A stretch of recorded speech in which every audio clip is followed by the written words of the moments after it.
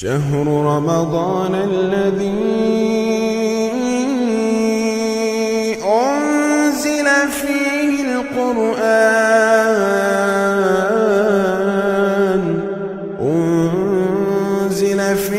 القرآن هدى للناس وبينات من الهدى والفرقان. تمام رسولوں میں سے ہر رسول کو دوسرے پر ہم نے فضیلت دی. مثلا حضرت موسیٰ علیہ السلام کو 9 نشانیاں دی گئی تھیں، ان میں سے ایک عصا تھا. حضرت عیسیٰ علیہ السلام کو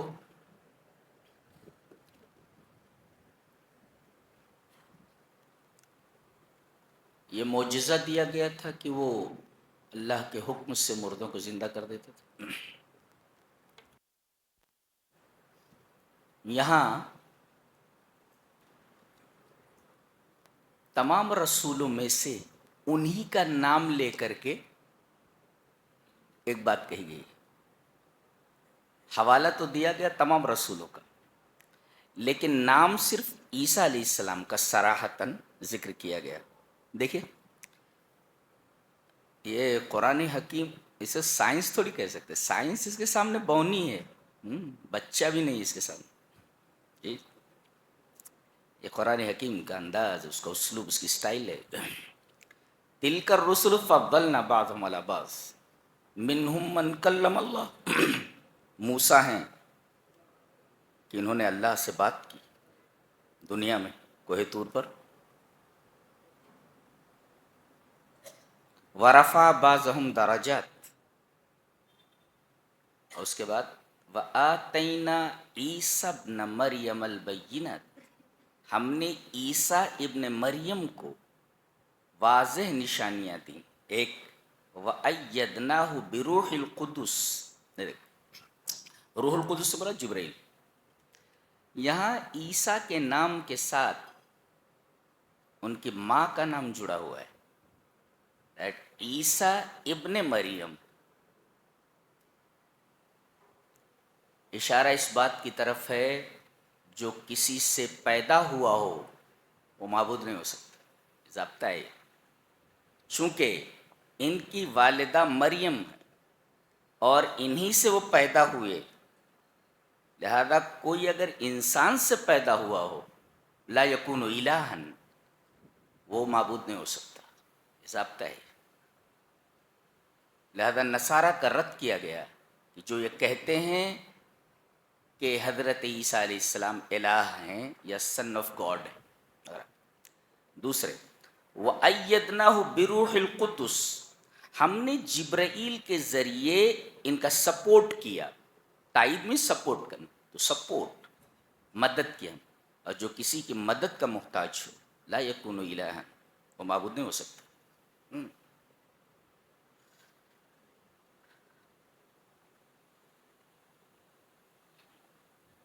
اس کے بعد آگے فرمایا گیا یا ایھا الذین آمنوا انفقوا مما رزقناکم. یہ بہت ہی عجیب بات ہے کہ اے ایمان والو خرچ کرو اس چیز میں سے جو ہم نے تم کو عطا کیا ہے، یعنی جو روزی ہم نے تم کو عطا کی ہے. ایک مفسر اس پر لکھتا ہے کہ ان الانسان لا يحصل الرزق بمجرد کسبہ فالکسب هو السبب وان اللہ هو المسبب.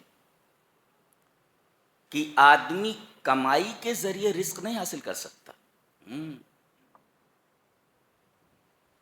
آدمی کمائی کے ذریعے، محض کمائی کے ذریعے، کسب کے ذریعے رزق حاصل نہیں کر سکتا. کسب کرنا یہ سبب ہے، یہ سبب ہے، اور مسبب اللہ ہے. اگر وہ سبب نہ بنائے اور روزی نہ دے تو کوئی بھی سبب تمہیں روزی نہیں دے سکتا. تو یہ جو ہم سبب اختیار کرتے ہیں، ہم نے دکان کھول لی، رزق حاصل کرنے کے لیے، ہذا ہو سبب، یہ سبب ہے. لیکن آپ یہ کہیں کہ یہ دکان ہمیں روزی دیتی ہے، ہذا غلط ہے یہ. اس لیے کہ یہ دکان کھولنا یہ صرف سبب ہے روزی کے حصول کا. روزی دینے والا، مسبب، سبب کا بنانے والا اللہ ہے. یہ بڑی عجیب و غریب بات ہے یہ. لہذا جب سب کچھ دیا ہوا اسی کا ہے تو اس پر غرور کیا، اس پر ناز کیا، اس پر فخر کیا. عجیب بات. اس کے بعد یہ کہا گیا کہ خرچ کر لو اس سے پہلے کہ وہ دن آ جائے جس دن نہ کوئی خرید و فروخت ہو سکے گی، نہ کوئی دوستی کام آ سکے گی، اور نہ کوئی سفارش. دیکھیے یہاں پر سب سے پہلے خرید و فروخت لایا گیا جی، جو کسب میں ہوتا ہے. خرچ کر لو. یہ خرچ کرنا کیا فائدہ دے گا آپ کو؟ نبی کریم صلی اللہ علیہ وسلم کی ایک حدیث میں ہے، اللہ کے رسول صلی اللہ علیہ وسلم نے ارشاد فرمایا کہ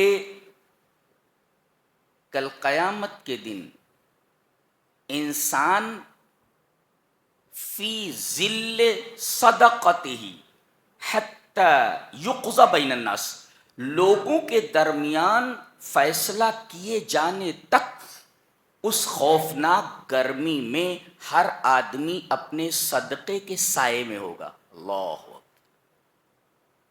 جی یہ خرچ کرنے کا فائدہ ہے. اگر آپ نے خرچ کیا ہے تو یہ آپ کا صدقہ سایہ بن جائے گا، اور جب تک رب تعالیٰ فیصلہ نہیں فرما دیں گے تب تک صدقہ سایہ بن کر آپ کے سروں کے اوپر موجود رہے گا، سایہ فگن رہے گا.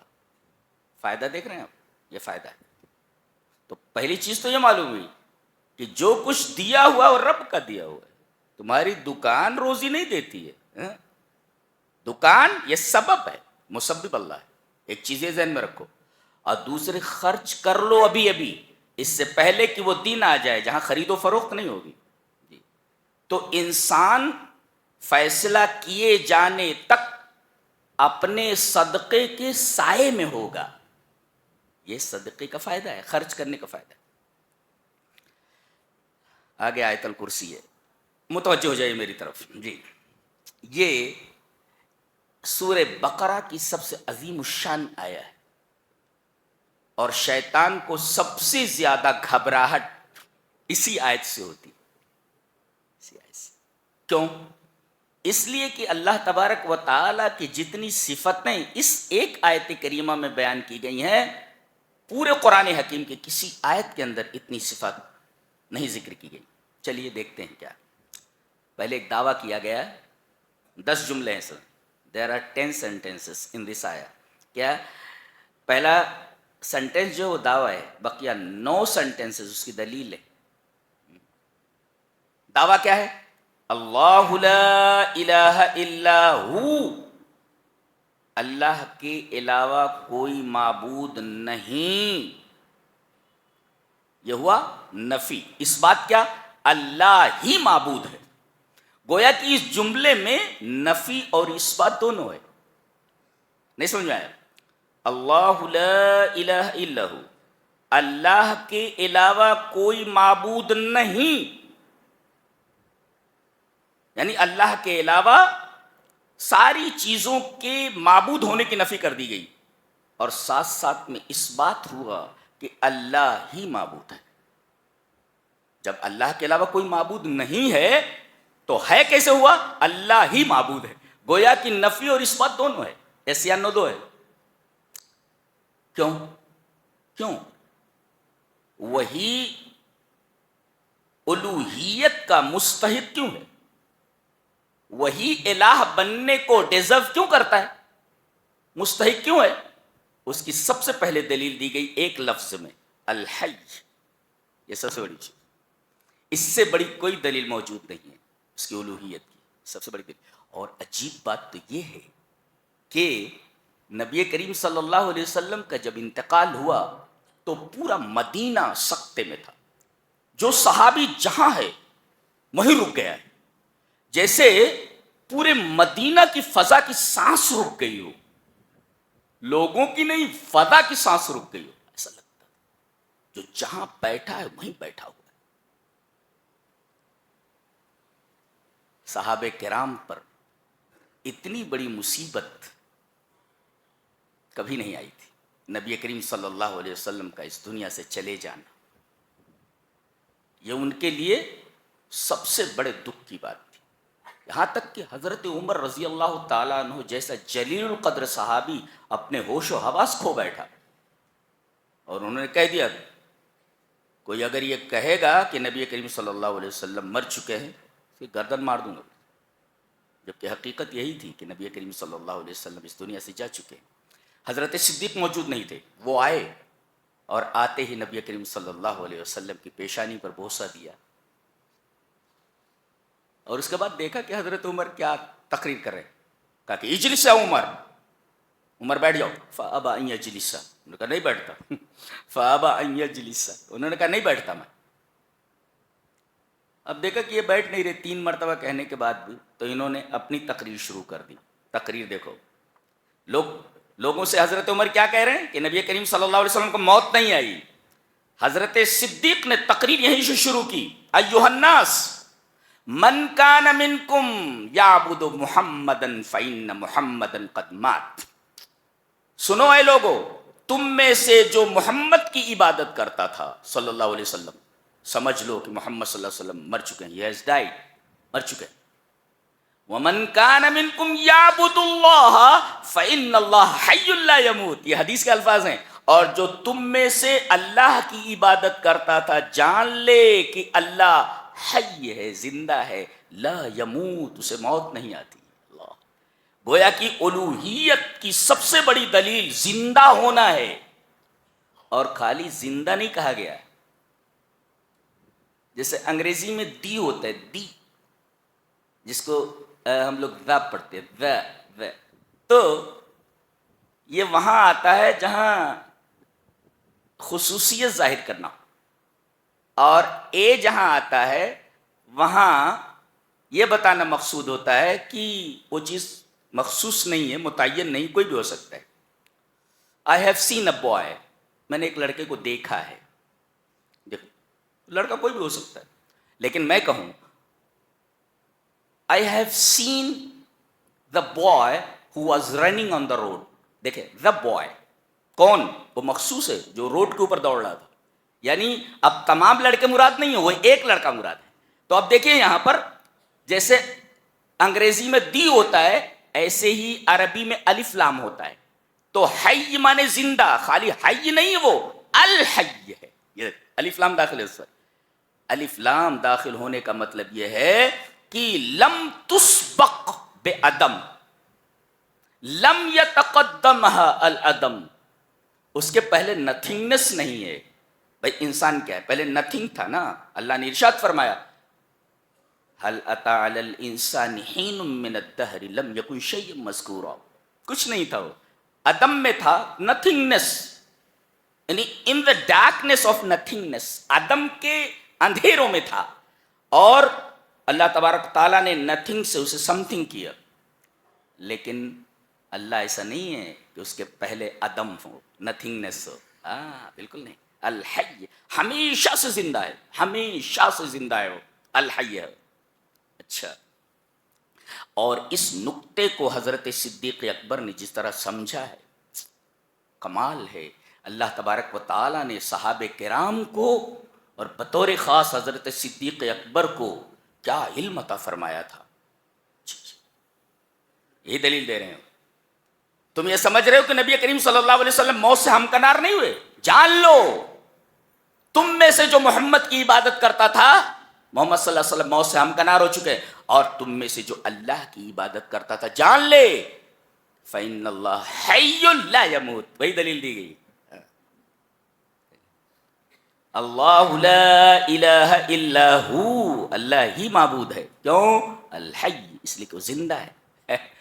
رد ہو گیا جو لوگ زندگی پا کر موت سے ہمکنار ہو جائیں، قبروں میں چلے جائیں، چھپ جائیں، وہ معبود نہیں ہو سکتے۔ جی، قبر پرستی کی رد یہاں موجود، قبر پرستی کا رد موجود ہے۔ الحی. اچھا سوال یہ پیدا ہوا کہ یہ زندہ ہے، کبھی مر جائے گا؟ تو القیوم سے اس کا جواب دیا گیا لا لا، یہ کبھی مرے گا نہیں. قائم، قیوم، قیوم مبالغے کا صیغہ ہے، یہ خود قائم ہے، کبھی اس کو موت نہیں آئے گی. لا یموت، گویا کہ القیوم کی تشریح اگر کی جائے تو قرآن حکیم کی زبان میں لا یموت ہے، اسے موت نہیں آئے گی. الحی، سوال پیدا ہوا یہ زندہ ہے، کبھی اسے موت آئے گی؟ جواب دیا گیا قیوم، یہ قائم ہے، اے لا یموت، اسے موت نہیں آتی. یہ تک گویا کہ القیوم کی تفسیر قرآن حکیم کی زبان میں لا یموت ہے، زندہ ہے، کیا اسے موت آئے گی؟ لا لا یموت، مرے گا نہیں، اسے موت نہیں آتی. اچھا اس کے بعد دونوں کی دلیل دی گئی، الحی کی اور القیوم کی. دیکھو کیا بات کہی جا رہی، کیا کتاب ہے. لا تاخذہ سنۃ ولا نوم، نہ اسے اونگ آتی ہے اور نہ اسے نیند آتی. پہلے سنا لایا گیا، یہ غفلت کی ابتدا ہے، اور سو جانا یہ غفلت کی انتہا ہے. اللہ تبارک و تعالیٰ کے غفلت کی ابتدا اور انتہا دونوں سے پاک ہے. اسے اونگ بھی نہیں آتی جو غفلت کی ابتدا ہے. پہلے آدمی اونگتا ہے ایسے پھر سو جاتا ہے، تو اللہ تبارک و تعالیٰ کو اونگ نہیں آتی، یہ غفلت کی ابتدا ہے، اور نیند نہیں آتی جو غفلت کی انتہا ہے.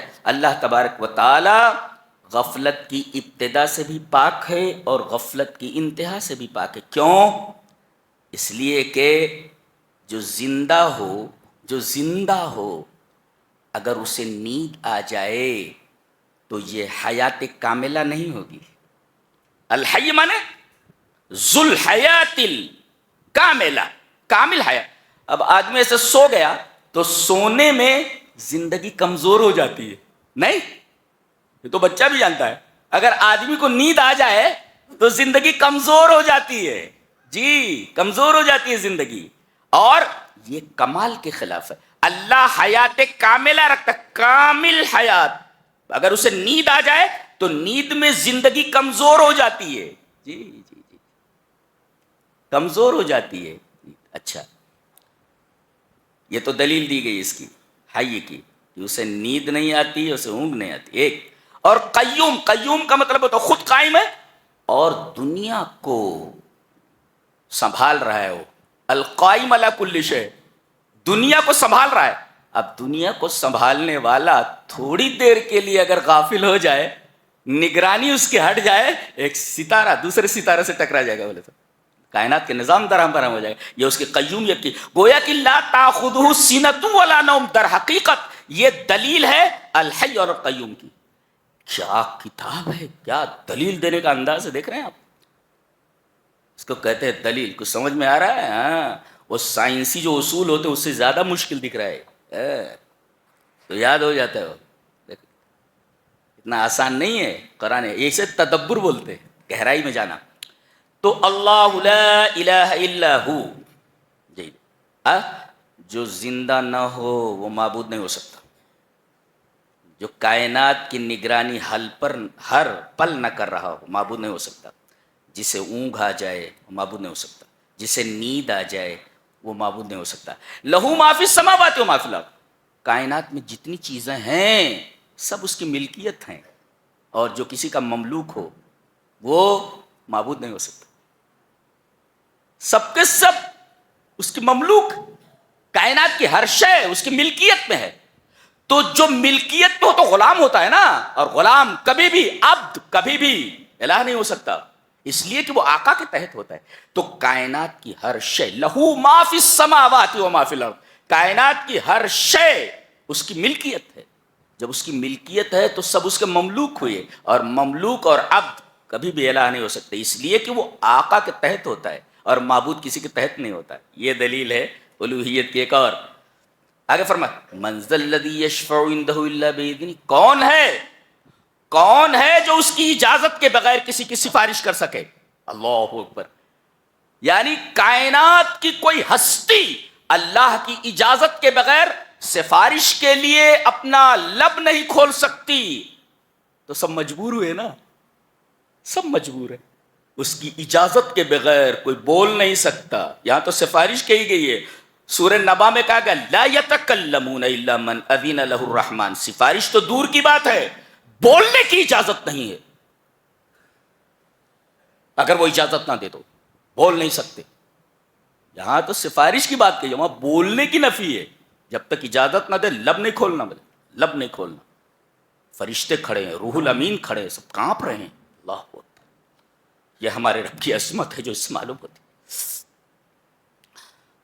تو جو اللہ کی اجازت کا محتاج ہو بولنے کے لیے، وہ کہاں معبود ہو سکتا ہے؟ کسی کی سفارش نہ کر سکے، اس کی اجازت کے بغیر اس کی اجازت کا محتاج ہو، وہ معبود کیسے ہو سکتا ہے؟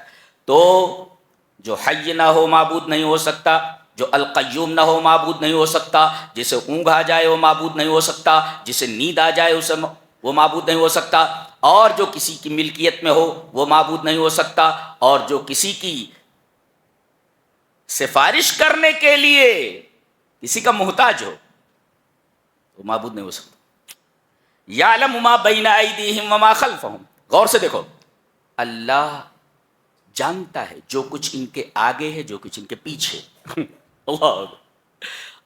اللہ کو انسان کا ماضی بھی معلوم ہے، پاسٹ کیا ہے تیرا،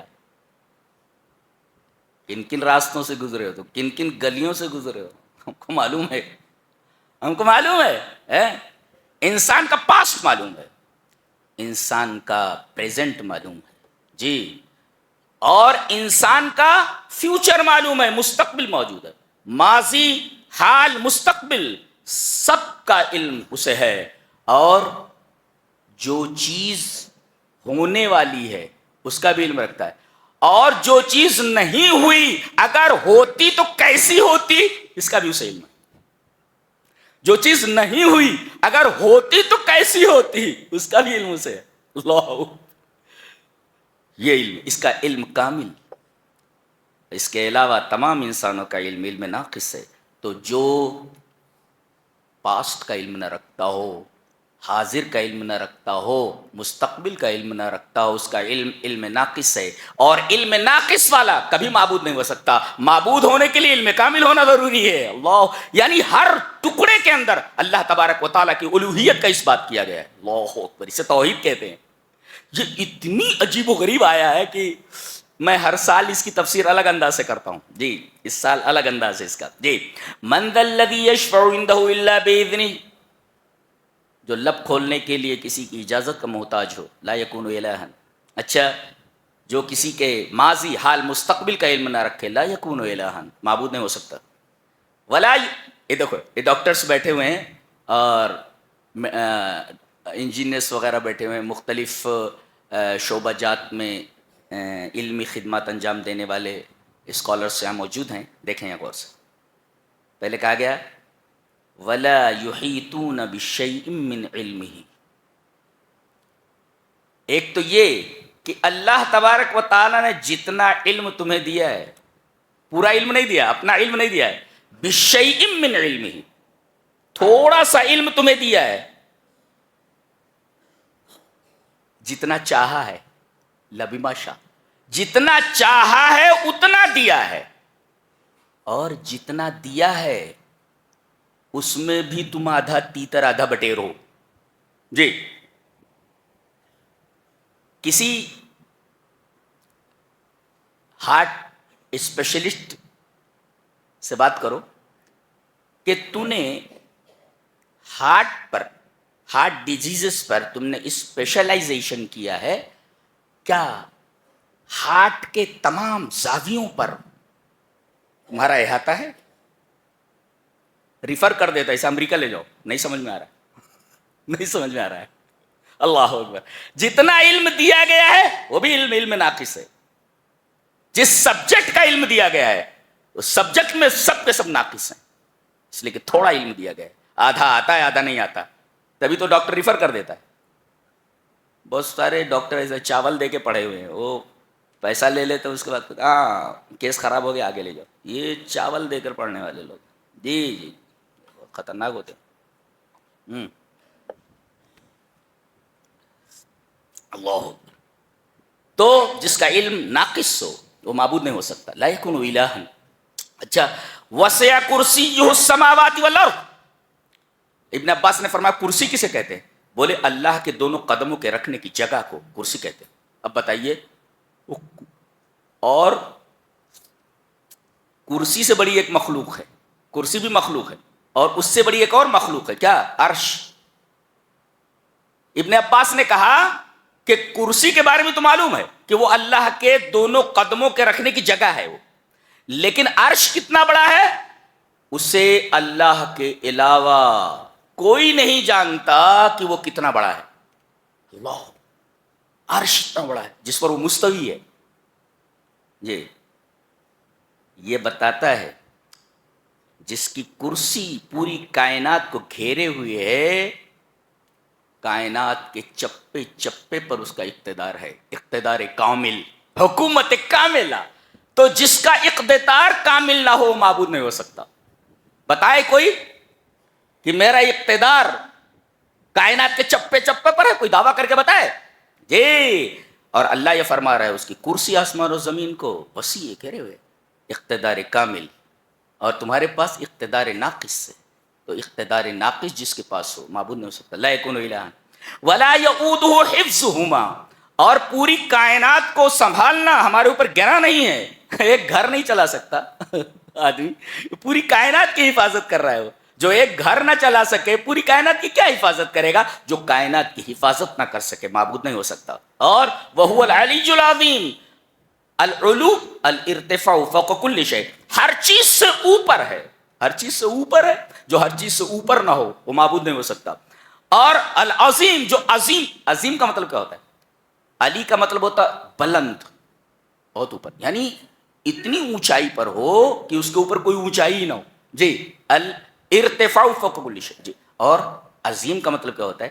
عظیم کا مطلب ہوتا ہے جیسے کسی آدمی کو دیکھا جائے تو دل توقیر اور احترام اور ہیبت سے بھر جائے، اس کو کہتے ہیں عظیم۔ عظیم کس کو کہتے ہیں؟ کسی آدمی کو عظیم کب کہیں گے؟ جب اس کو دیکھ کر کے آدمی کے دل میں ہیبت پیدا ہو جائے، اور آدمی کے دل میں احترام پیدا ہو جائے، آدمی کے دل میں اس کے تئیں توقیر پیدا ہو جائے، اس کو کہتے ہیں عظیم۔ اور نکتہ یہ ہے کہ الجملۃ طرفاہ معرفتان تفید الحصر، اگر مبتدا اور خبر دونوں معرفہ ہوں، ایک عربی کا قاعدہ ہے، تو خبر مبتدا میں حصر ہو جاتی ہے، محصور ہو جاتی ہے۔ کیا؟ وہو العلی العظیم، یعنی وہی علی علی ہے اور وہی عظیم ہے، اس کے علاوہ کوئی علی نہیں اور اس کے علاوہ کوئی عظیم نہیں۔ یہ دونوں کو، مبتدا اور خبر کو معرفہ لانے کا مفاد ہے۔ یہ پتہ یہ چلا جو علی نہ ہو معبود نہیں ہو سکتا، جو عظیم نہ ہو وہ معبود نہیں ہو سکتا۔ ایک ایک ٹکڑے میں الوہیت کا اس بات ہے، اور اللہ کے علاوہ سب کے الوہیت کی نفی ہے۔ دیکھ رہے ہیں آپ، ایک آیت ہے، ہم تو سرسری طور پر گزرے ہیں اس سے، سرسری طور پر گزرے ہیں۔ اس کے بعد کہا گیا دین میں کوئی زور زبردستی نہیں، کہتے زبردستی کسی کو مسلمان بنانا یہ جائز ہی نہیں، اس لیے کہ دل جو ہوتے ہیں، ایمان کا تعلق دل سے ہے، اور دل دلیل سے مانتے ہیں، ڈنڈے سے نہیں۔ دل دلیل سے مانتے ہیں، ڈنڈے سے نہیں، لہذا زور زبردستی کا سوال ہی پیدا نہیں ہوتا۔ لا اکراہ فی الدین، دین میں کوئی زور زبردستی نہیں۔ اس کے بعد ایک بات کہی گئی، فمن یکفر بالطاغوت، جو طاغوت کا انکار کرے۔ ما هو الطاغوت؟ طاغوت کسے کہتے ہیں؟ من یصرف عن اللہ وعن الحق شیطانا کان او انسانا، چاہے انسان ہو چاہے شیطان ہو، حق سے آدمی کو دور کر دے وہ طاغوت۔ اتنا یاد رکھو مجھے، طاغوت کسے کہتے ہیں؟ جو چاہے شیطان ہو یا انسان ہو، حق سے دور کر دے کسی کو۔ بہت سارے ایسے شیطان موجود ہوتے ہیں انسانوں میں، کہ کہاں جا رہا ہے؟ بولے مسجد میں نماز پڑھنے جا رہا ہوں۔ ارے چھوڑ، چل چل کے بیٹھ کے تھوڑا ایک کام ہے، چل دیکھو، یہ شیطان ہے، یہ شیطان حق سے دور کر دیا اس نے۔ وہ آ رہا تھا، حق کے لیے آ رہا تھا، اور اس کو ہٹا دیا اس نے۔ یہاں نمرود کا تذکرہ ہے، اس پر تو بحث آپ لوگ جانتے ہی ہیں، ہم اس پر ہلکی سی ایک بحث کرنا چاہیں گے کہ نمرود کو اللہ تبارک تعالیٰ نے حکومت عطا کی تھی، حضرت ابراہیم علیہ السلام نے اس سے بحث کی۔ حاجہ کا مطلب، محاجہ کا مطلب مناظرہ کرنا، مناظرہ۔ اس میں نقطہ یہ ملا کہ مناظرہ جائز ہے، شرط یہ ہے کہ مناظرے کا مقصد احقاق حق اور ابطال باطل ہو، حق کو حق کرنا ہو، حق کو ثابت کرنا ہو اور باطل کا رد کرنا ہو۔ صرف ایک دوسرے کے اوپر فوقیت جتانے کے لیے اگر مناظرہ ہے تو اس طریقے کا مناظرہ جائز نہیں. اگر حق کی تلاش کے لیے مناظرہ ہو رہا ہے یہ مناظرہ جائز ہے. اچھا، ایک تو یہ بات ہوئی، اس لیے کہ حاجہ کا لفظ ہے اور اس پر تنقید نہیں کی گئی، اس کا مطلب جائز ہے مناظرہ کرنا. کہتے ہیں اس نے دعویٰ کیا تھا کہ یہ معبود ہے اور یہ رب کا انکار کرتا تھا. کیوں؟ اللہ نے فرمایا اس کی وجہ ان آتاہ اللہ الملک، ہم نے اسے بادشاہت دی تھی. پتہ یہ چلا کبھی کبھی نعمت طغیان کا باعث ہوتی ہے. جی، اسے حکومت عطا کی گئی، اس نے اللہ کا انکار کر دیا. بہت سارے لوگ ایسے ہیں کہ انہیں اللہ تبارک تعالیٰ نے نعمتیں عطا کی اور وہ سرکشی میں مبتلا ہو گئے. اللہ، تو کبھی کبھی نعمتیں سرکشی کا باعث ہوتی ہے، سبب للطغیان، سرکشی کا باعث بن جاتی ہیں. بڑی خطرناک بات ہے. اب آگے سانس روک کر سنیں آگے بس. او کالذی مر علی قریۃ وہی خاویۃ علی عروشہا. ایک صاحب ہیں، کوئی کہتے ہیں کہ حزقیل علیہ السلام ہیں، کوئی کہتے ہیں کوئی اور نبی تھے، نام نہیں بتایا گیا. بہرحال وہ ایک بستی سے گزرے، قریہ مینس بستی، ٹاؤن. وہاں سے گزرے، دیکھا کہ پوری بستی اپنے ٹٹیوں کے اوپر ڈھئی ہوئی ہے، گری اوپر. ٹوٹے ہوئے گھر موجود ہیں، مکینوں کا پتہ نہیں، ویرانی ہے چاروں طرف، دور دور تک کہیں کوئی آبادی نہیں ہے. اچھا، کھڑے ہو گئے. قال انا یحیی ہذہ اللہ بعد موتہا. ان بستی والوں کے مرنے کے بعد انہیں کون زندہ کرے گا، کیسے زندہ کرے گا؟ یہ دیکھو یہ سوال ہے. اللہ تعالیٰ نے کہا اچھا یہ معاملہ ہم تمہیں کے اوپر ڈالتے، تمہیں کو موت دے دیتے ہیں. یہ تجربہ تم کرنا چاہ رہے ہو نا، تو یہ تجربہ تمہیں ہم دکھا دیتے. اللہ کو تجربے کی ضرورت نہیں، انہیں کو. فاماتہ اللہ 100 عام، 100 سال کے لیے مار دیا ان کو. 100 سال مرے پڑے رہے. اچھا، ان کے ساتھ اور کیا ہے؟ ان کے ساتھ ان کا گدھا ہے. جی، حمار. حمار مینس ڈونکی. ہاں، یہ شاید 3 Ds سے مشہور ہے نا. اب تو ڈسٹ وغیرہ نہیں ہے، D for dust, D for donkey اور ڈی فار ڈاکٹر. تو اب تو سڑکیں وغیرہ دیکھا میں نے اچھی ہو گئی. بہرحال حمار مینس ڈونکی، گدھا. یہ گدھا بھی ہے. 100 سال میں وہ گدھا جو ہے سڑ گل کر کے تقریباً مٹی ہو چکا تھا. اللہ تبارک تعالیٰ نے اس سے نشان باقی رکھا علامت کے لیے، ورنہ 100 سال وہ مٹی بھی نہیں بچتی تھی. تو گدھا مرا پڑا ہے، سڑ گیا پورا. اچھا، فانظر الی طعامک و شرابک. کھانا ہے اور پانی ہے، ٹفن ہے وہ بھی وہاں ہے. گدھا مرا پڑا ہے، وہ سڑ گل کر کے مٹی تک ہو گیا ہے، اور کھانا ٹفن میں رکھا ہوا ہے. اور یہ سڑے گلے نہیں، صرف مر گئے ہیں. اب ان کو اٹھایا گیا 100 سال کے بعد، پوچھا گیا کم لبست، کتنی دیر تک ٹھہرے رہے؟ بولے قال لبست یوما و بعض یوم، ایک دن یا دن کا کوئی حصہ. 100 سال گزرنے کے بعد بول رہے ہیں ایک دن یا دن کا کوئی حصہ. اللہ نے فرمایا بل لبست 100 عام، 100 سال تک پڑے رہے ہو تم یہاں. فانظر الی طعامک و شرابک لم یتسنہ. ٹفن کو دیکھو ویسے کا ویسا رکھا ہوا ہے. اللہ، گدھے کو دیکھو سڑ گل گیا ہے، اور تم سڑے گلے نہیں ہو، تم کو زندہ کیا ہے ابھی ہم نے. اللہ، دیکھا. ایک سائنسداں گزرا ہے البرٹ آئنسٹائن، اس کا ایک نظریہ ہے تھیوری آف ریلیٹیوٹی، نظریہ اضافیت. نظریہ اضافیت کا خلاصہ یہ ہے کہ ٹائم جو ہے کائنات میں ایکول نہیں ہوتا. کہیں ٹائم کی رفتار جو ہوتی ہے کم ہوتی ہے اور کہیں زیادہ ہوتی ہے. اور اس میں 3 چیزیں ہوتی ہیں. اگر کوئی آدمی نور کی رفتار سے سفر کر رہا ہو، نوری رفتار سے سفر کر رہا ہو، اس کی رفتار ویسی ہو جیسے لائٹ کی رفتار ہوتی ہے، تو نوری رفتار سے کوئی سفر کر رہا ہو تو وقت کی رفتار سست ہو جاتی، دھیمی ہو جاتی. ایک. اور دوسرے، وقت لمبا ہو جاتا ہے، تھوڑا سا وقت لمبا ہو جاتا ہے. اور تیسرے جو ماس ہے، ماس بڑھ جاتا ہے. ماس کسے بولتے ہیں؟ WG. اگر گریوٹی سے ویٹ کو تقسیم کر دیا جائے equal to mass.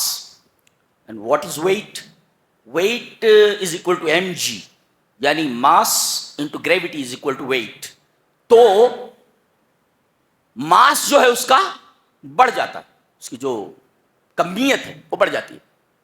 تو اب دیکھیں یہاں, دیکھو کھانا یہاں رکھا ہوا ہے, یہ رہا کھانا ہے ٹفن, اور یہ رہا گدھا, اور یہ رہے حضرت.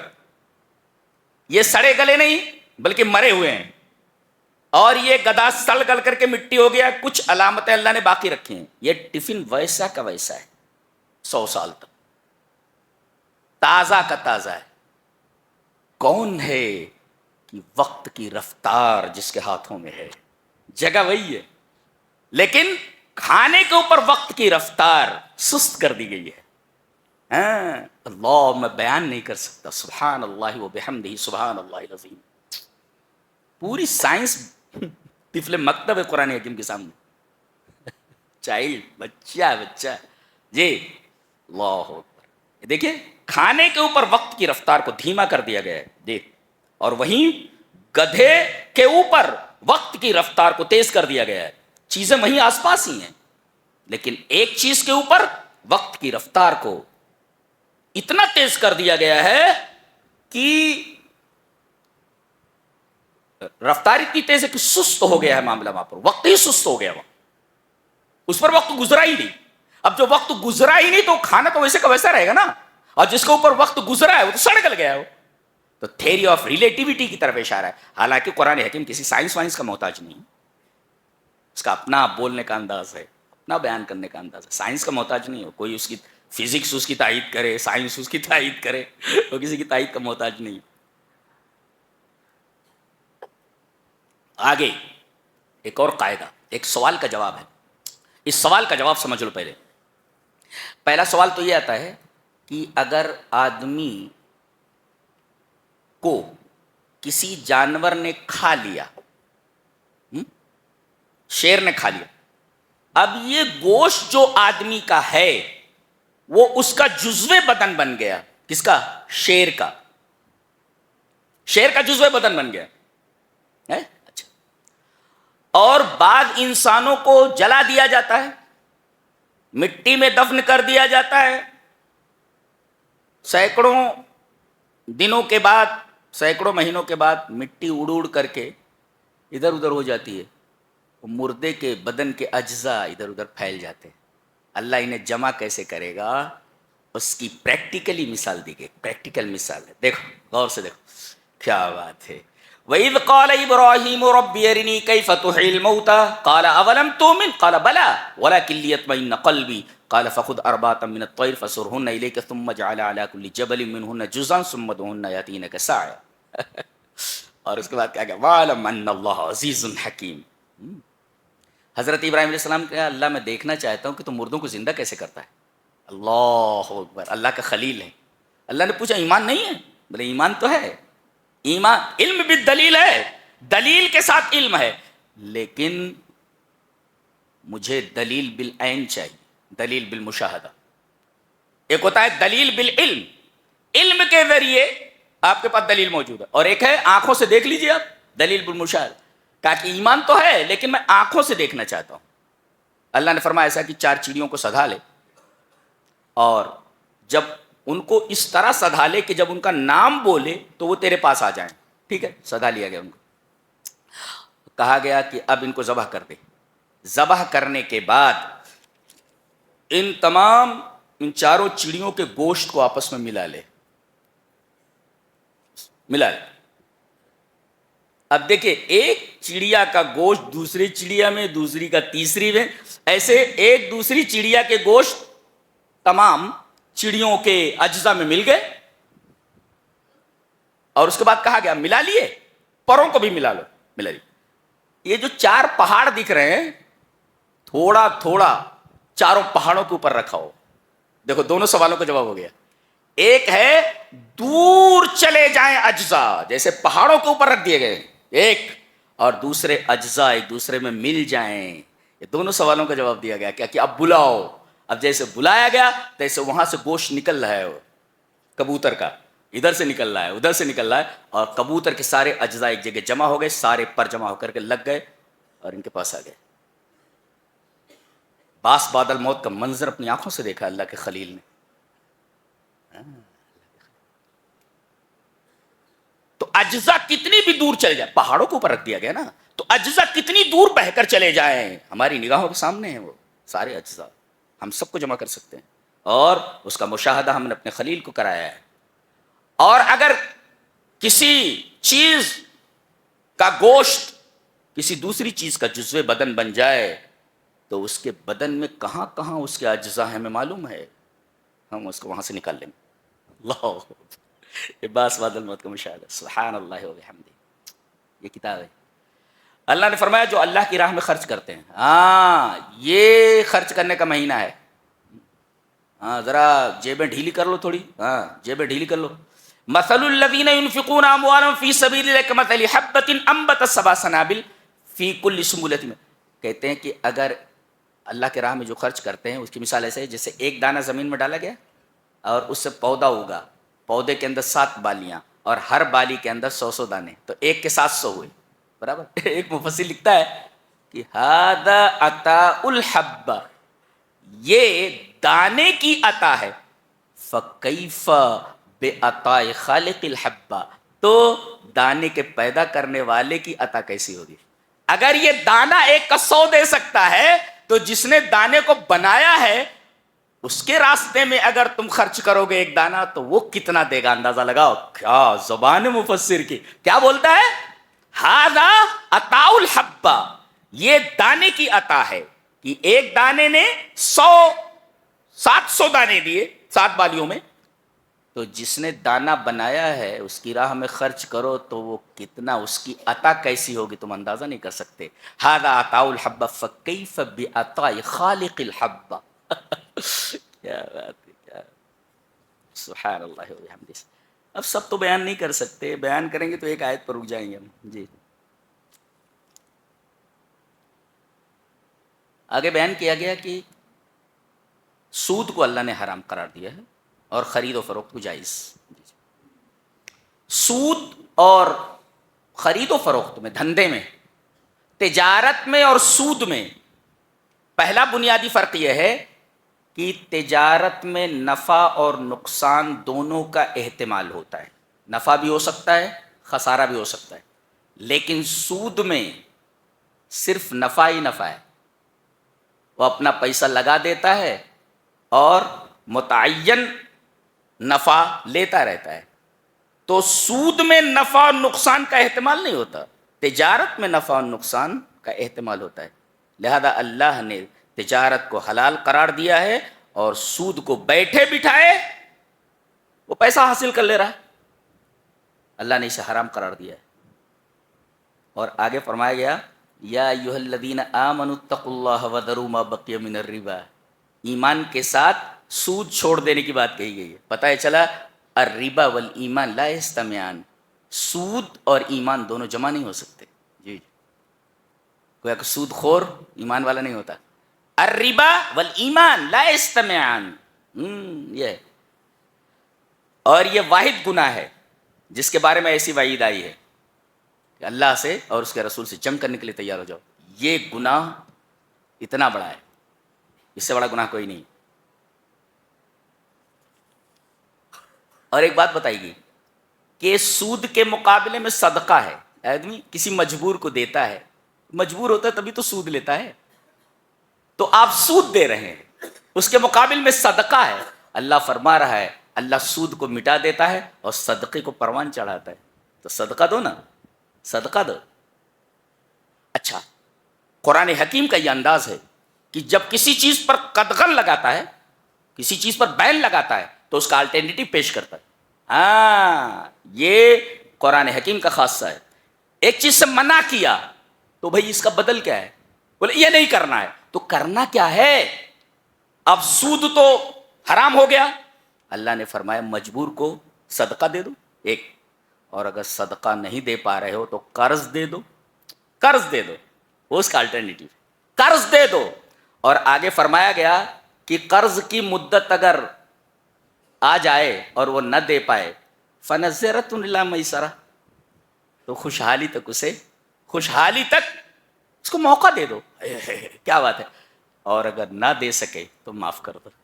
آگے جو آیت آ رہی ہے معاف کر دینے کے بعد بڑی عجیب ہے. وَاتَّقُوا يَوْمًا تُرْجَعُونَ.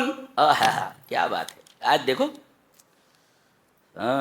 وَاتَّقُوا يَوْمًا تُرْجَعُونَ فِيهِ إِلَى اللَّهِ. اس دن کو یاد کرو جس دن تمہیں اللہ کی طرف لوٹایا جائے گا. ثُمَّ تُوَفَّى كُلُّ نَفْسٍ بِمَا كَسَبَتْ وَهُمْ لا يُظْلَمُونَ. تمہیں پورا پورا بدلہ دے دیا جائے گا. اب جو دل والے ہیں وہ تو کہیں گے جان دے تجھے ہم نے دے دیا, معاف کر دیا, اس لیے کہ ہم اس کا بدلہ اللہ سے چاہتے ہیں. یہ کیا کتاب ہے, دل کو جھنجھوڑ دینے والی کتاب ہے. پیار آ جاتا ہے اس کتاب پر اور اس کے متکلم کے اوپر. اس کا متکلم کیسا ہے,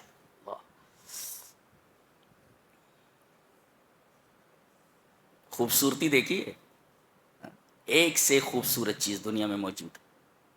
آدمی کسی خوبصورت سین کو دیکھے, واو ہاؤ بیوٹیفل سین از دس. کتنا خوبصورت منظر ہے یہ, کتنا خوبصورت منظر ہے یہ. کبھی تمنا نہیں ہوئی کہ اس حسن کے بنانے والے کو دیکھا جائے کہ وہ کتنا جمیل ہوگا. واہ. وہ ایک محبوبہ کے بارے میں, اس کی ناک بہتی رہتی ہے, کیا محبوبہ اور کیا لڑکی اور کیا فضول. وہ کہتا ہے کس قدر ہوگا خوبصورت وہ, کیا کہتا ہے, کس قدر ہوگا خوبصورت وہ جس نے صورت تیری بنائی ہے. اب لیجئے جناب, بات تو ٹھیک کہی ہے اس نے لیکن غلط جگہ پر کہی ہے اس نے, غلط جگہ پر کہی ہے. یعنی اپنی محبوب کو بولا تو اتنی خوبصورت ہے, تجھ کو تو اتنی خوبصورت ہو, تیرا بنانے والا کتنا خوبصورت ہو. وہ یہ بولنا چاہ رہا ہو کس قدر ہوگا خوبصورت وہ جس نے صورت تیری بنائی. ایسے بھی موجود ہیں پاگل قسم کے لوگ, یہ سب پگلیٹ ہیں سب. فرمایا گیا جو سود کھاتے ہیں ان کی سزا کیا ہے, تو کہتے ہیں وہ سود میں کیا ہوتا ہے, دھن کی دھن میں باولا ہو جاتا ہے. کیا بولتے ہیں, پیسہ پیسہ پیسہ پیسہ پیسہ. تو دھن کی دھن میں باولا ہو جاتا ہے. قرآن حکیم نے کہا جب یہ اٹھے گا تو پاگل ہو کر اٹھے گا. الذین یاکلون الربا لا یقومون الا کما یقوم الذی یتخبطہ الشیطان من المس. شیطان نے جسے چھو کر خبتی بنا دیا ہو, پاگل. ابن عباس نے اس کی تفسیر کی ہے, قال ابن عباس رضی اللہ تعالی عنہما آکل الربا یبعث یوم القیامت مجنونا یخنق. کہتے ہیں کہ قیامت کے دن سود خور کو اس طرح اٹھایا جائے گا جیسے پاگل ہو, مجنون ہو, اور یخنق اس کا گلا گھونٹا جا رہا ہو, ایسا اٹھے گا. اور اس پر ایک مفسر نے بڑی اچھی بات کہی ہے کہ هذه الآیۃ تدل علی دخول الجنی فی جسد الانسی. یہ آیت دلیل ہے اس بات کی کہ انسان کے جسم میں جنات گھس سکتا ہے اور اس کی زبان میں بات کر سکتا ہے. جی, ابن تیمیہ کے بھی مسلک یہی ہے.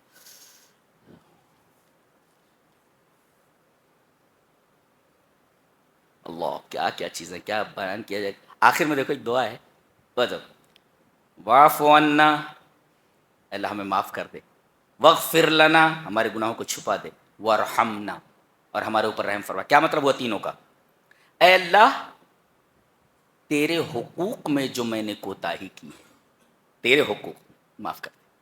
واغفر لنا, تیرے بندوں کے حقوق میں جو کوتاہی کی ہے اسے چھپا دے. وارحمنا, اور ہمیں توفیق دے کہ آگے نہ تیرے حقوق میں ہم کوتاہی کریں نہ تیرے بندوں کے حقوق میں کوتاہی. کتاب ہے یہ, دیکھ رہے ہیں آپ, جی یہ کتاب ہے, کتاب ہے یہ. اس کے بعد سورہ آل عمران ہے. اللہ فرما رہا ہے ان اللہ لا یخفی علیہ شیء فی الارض ولا فی السماء.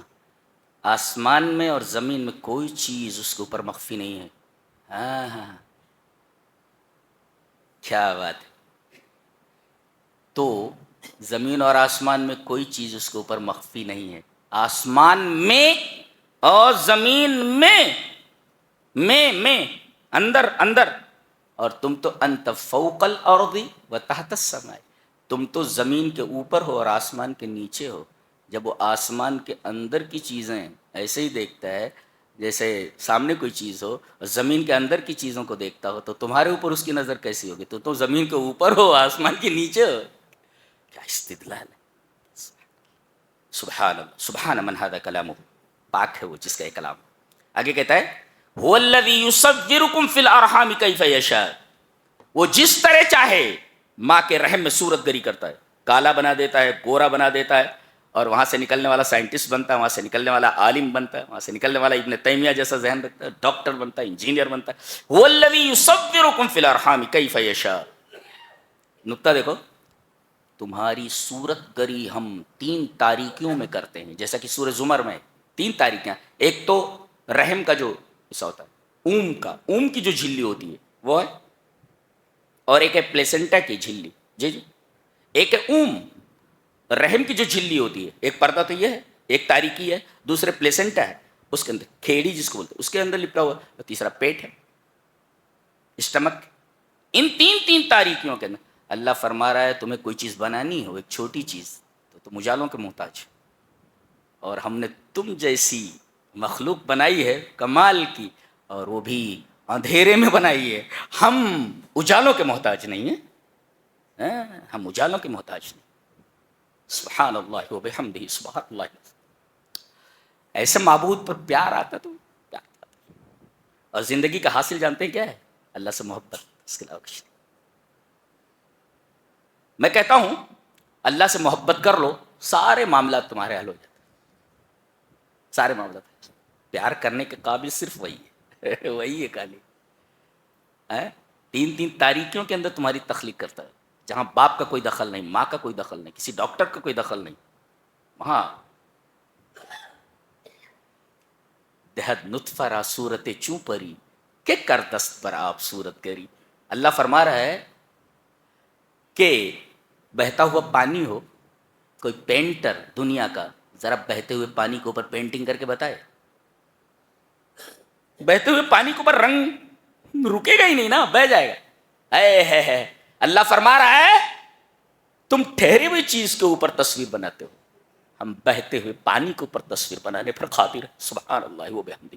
دہت نطفہ را صورت چوں پری کہ کر دست بر آپ صورت گری، پانی کے اوپر ہم صورت گری کرتے ہیں۔ دنیا کا کوئی پینٹر، کوئی مصور پانی کے اوپر تصویر نہیں بنا سکتا، بہتے ہوئے پانی کے اوپر، پانی پر رنگ رکے گا ہی نہیں۔ اللہ فرما رہا ہے ہم پانی کے اوپر تصویر بناتے ہیں۔ سبحان اللہ، والذی یصورکم فی الارحام کیف یشاء، اور رحم میں جس طرح چاہے صورت گری کرتا ہے تمہاری۔ نقطہ یہ ملا کہ 3 تاریکیوں کے اندر تمہارے احوال سے واقف ہے، وہ باہر نکلو گے تو کیا تمہارے احوال سے واقف نہیں ہوگا وہ؟ اللہ اکبر، 3 تاریکیوں کے اندر دیکھ رہا ہے تمہیں۔ سبحان اللہ و بحمدہ، سبحان اللہ العظیم۔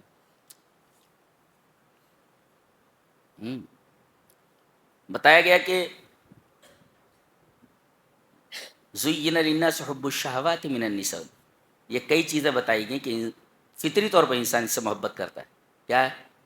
بیٹے، ڈھیر سارا مال، سونا چاندی، الذهب والفضہ والخیل المصوبہ، نشان زدہ گھوڑے، آج کل کی کاریں وغیرہ، 2 کروڑ 4 کروڑ کی کاریں آ رہی، والانعام، نام سے بڑے بڑے فارم ہاؤسز، والحرث، فارم ہاؤسز۔ سب سے پہلے جن سے انسان محبت کرتا ہے ان چیزوں کے ذکر میں سب سے پہلے عورت کو لایا گیا ہے ایک مفسر لکھتا ہے کہ سب سے بڑا فتنہ عورتیں ہیں، ان کا فتنہ سب سے زیادہ شدید ہے، لأن فتنة النساء اشد۔ ہاں، لہذا مردوں کو بھی اپنے حد میں رہنا چاہیے اور عورتوں کو بھی اپنے حد میں رہنا چاہیے، فتنہ رکھا ہے اگر گڑبڑ ہوا تو۔ زین للناس حب الشہوات من النساء، عورتوں کا تذکرہ پہلے کیا گیا، اور ایک حدیث میں بھی ہے سب سے پہلا فتنہ بنی اسرائیل میں جو رونما ہوا وہ عورتوں کی وجہ سے ہوا۔ جی جی،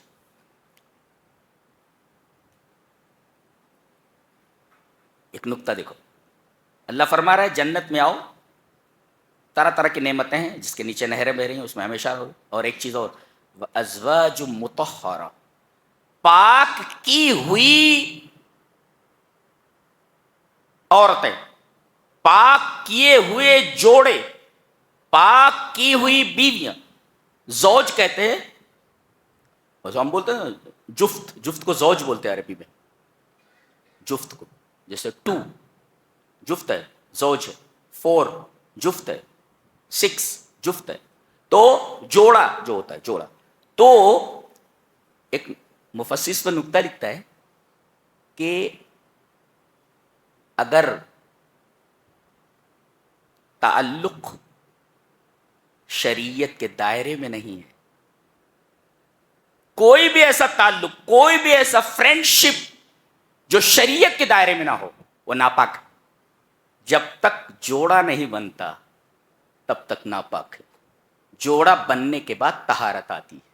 اور اللہ فرما رہا ہے وَأَزْوَاجٌ مُطَهَّرَةٌ، جوڑا ہونے کے بعد نکاح ہو جائے تو پاکی آتی ہے. نکاح سے پہلے ہر وہ تعلق جو شریعت کے دائرے میں نہ ہو، لا یکون فی حیز اسلام، ناجائز ہوگا. بہت اچھی بات کی، بہت اچھی بات کی. اس کے بعد ایک عجیب بات کہی جا رہی ہے کہ اگر تم اللہ سے محبت کرنا چاہتے ہو تو نبی کی اتباع کرو. کیا پتہ چلا کہ محبت نام ہے افعال کا، صرف اقوال کا نہیں.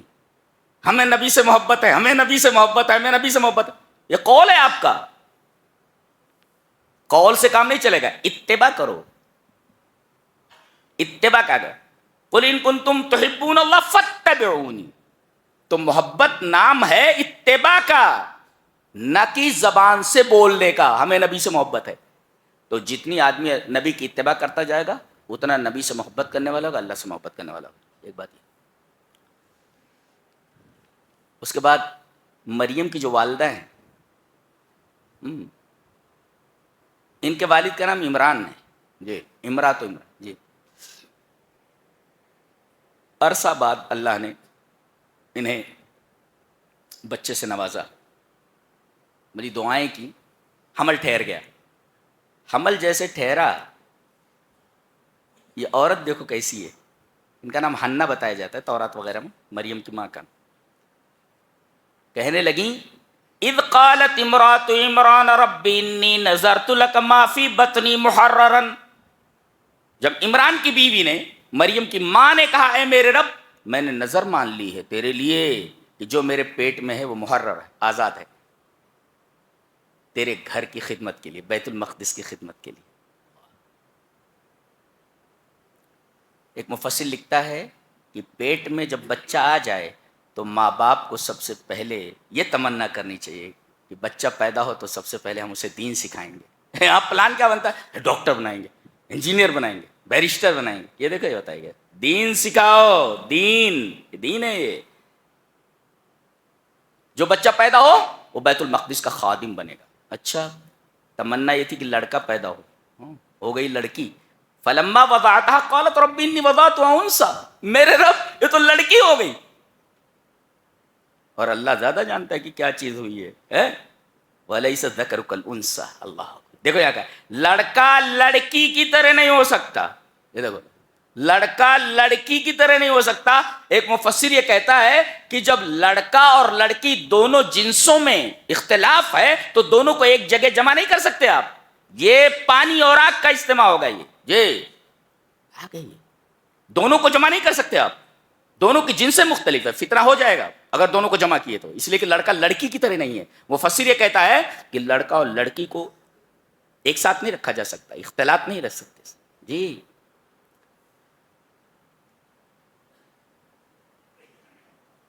نقطہ دیکھو کتنا عجیب ہے. انہوں نے کیا کہا کہ میرے رب یہ تو لڑکی ہو گئی. اللہ نے فرمایا لڑکا لڑکی کی طرح نہیں ہوتا، یعنی ہمیں لڑکی قبول ہے. عورتیں جتنا فخر کریں اس کے اوپر کم ہے. اللہ تبارک تعالیٰ کی سطح کے اوپر عزت بڑھائی اللہ تبارک تعالیٰ نے عورت کی. تمنا یہ تھی ان کی کہ لڑکا ہو گئی لڑکی. اللہ فرما رہا ہے میں نے لڑکی کو قبول کیا اپنی راہ میں، لڑکے کو نہیں. اس وجہ سے فرمایا لڑکا لڑکی کی طرح نہیں ہے. یہاں فرمایا گیا کہ یہاں لڑکا لڑکی کے برابر نہیں ہے. اللہ اکبر. ہم نے لڑکی کو قبول کیا ہے. عورتیں جتنا فخر کریں کلام الہی پر اتنا کم ہے کہ اللہ تبارک تعالیٰ نے ان کو کتنی بڑی عزت عطا فرمائی ہے. اب یہ مریم پیدا ہو رہی ہیں ان سے، لڑکی ہے مریم. اللہ تبارک تعالیٰ نے ان کی عفت اور پاک دامنی کا جگہ جگہ ذکر فرمایا. کیسی لڑکی تھی جی. اور اسی سے عیسیٰ پیدا ہوئے بغیر باپ کے. اچھا یہ کفالت میں تھی اپنے خالو زکریا کے. وکفلھا زکریا. ان کے اولاد نہیں تو بڈھے تھے بہت، اور جوانی کا موسم گزر چکا تھا. اولاد کی تمنا تھی. کن کو؟ ان کے خالو کو, حضرت زکریا کو. اور ان کی بیوی عاقرہ تھی, بانجھ تھی. ایک تو بڈھے تھے, جوانی کا موسم گزر چکا تھا, دوسرے بیوی بانجھ ہے. بچہ ہونے کا سوال ہی پیدا نہیں ہوتا.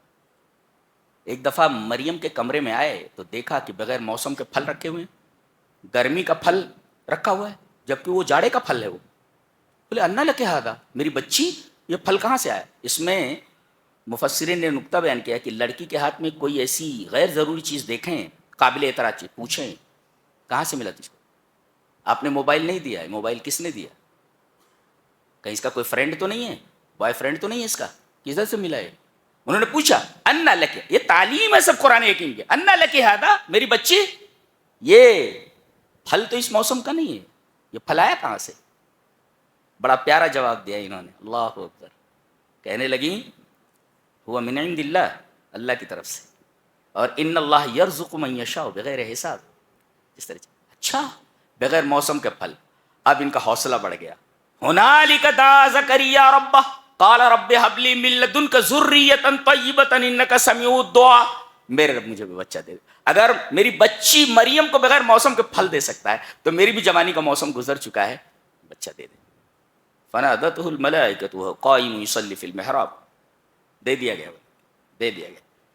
تو آپ کو کہاں جانے, کس مزار پر جانے کی ضرورت ہے بچہ مانگنے کی؟ یہ تو اللہ دیتا ہے نا سب, اللہ دیتا. آپ کو کہاں مانگنے کی ضرورت ہے, جا کر دیتا تو وہی ہے. فنادته الملائکۃ وهو قائم یصلی فی المحراب. وہ مسجد میں کھڑے ہوئے تھے, فرشتے نے اجازت دی, لہذا مسجدوں کو لازم پکڑو, تمنائیں پوری ہوتی ہیں وہاں پر. ہاں, کسی نے کہا یا من ضاق علیہ الرزق دونک المحراب, اے وہ شخص جس کے اوپر روزی تنگ ہو گئی ہے, مسجد پکڑ لے, بھوکا نہیں رکھے گا اللہ تجھے. بھوکا نہیں رکھتا تجھے, مسجد پکڑ لے, بھوکا نہیں رکھتا تجھے. جو اس کا گھر پکڑ, اس کے گھر پہ آ جائے, اسے بھوکا رکھے گا اللہ. سوال ہی پیدا نہیں ہوتا, سوال ہی پیدا نہیں ہوتا. تو یا من ضاق علیہ الرزق دونک المحراب, اے وہ شخص جس کے اوپر روزی کم ہو گئی ہو, روزی تنگ ہو گئی ہو, تنگی ترشی سے زندگی بسر ہو رہی, دونک المحراب, مسجد پکڑ لے. اللہ کے در پہ جو آ گیا, اللہ اپنے گھر میں آنے والے کو بھوکا کیسے رکھ سکتا ہے؟ عقل میں آنے والی بات ہے یہ, سوال ہی پیدا نہیں ہوتا. یا تو مسجدوں کو لازم پکڑو, تمنائیں پوری کر. اچھا یہ کہاں بول رہے ہیں؟ تنہائی میں بول رہے ہیں. رب ہب لی من لدنک ذریۃ طیبۃ انک سمیع الدعاء. لہذا کوئی بات اگر بولنی ہو اللہ سے, خاص بات, تو تنہائی میں بولو, اور اس کا سب سے بہترین وقت تہجد ہے. مانگو کیا چاہیے, اللہ فرماتا مانگو کیا کیا چاہیے. بغیر موسم کے پھل دے دیا ہے اسے, آپ کو کیا نہیں دے سکتا. ناممکن کو ممکن بنا دیا اسے, امپاسبل کو پاسبل بنا دیا اسے. جی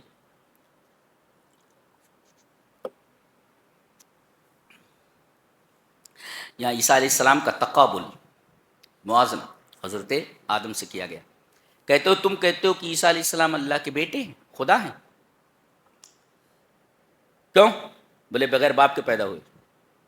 دیکھو نقطہ, دیکھو بڑا عجیب سا ہے, بہت عجیب نقطہ ہے.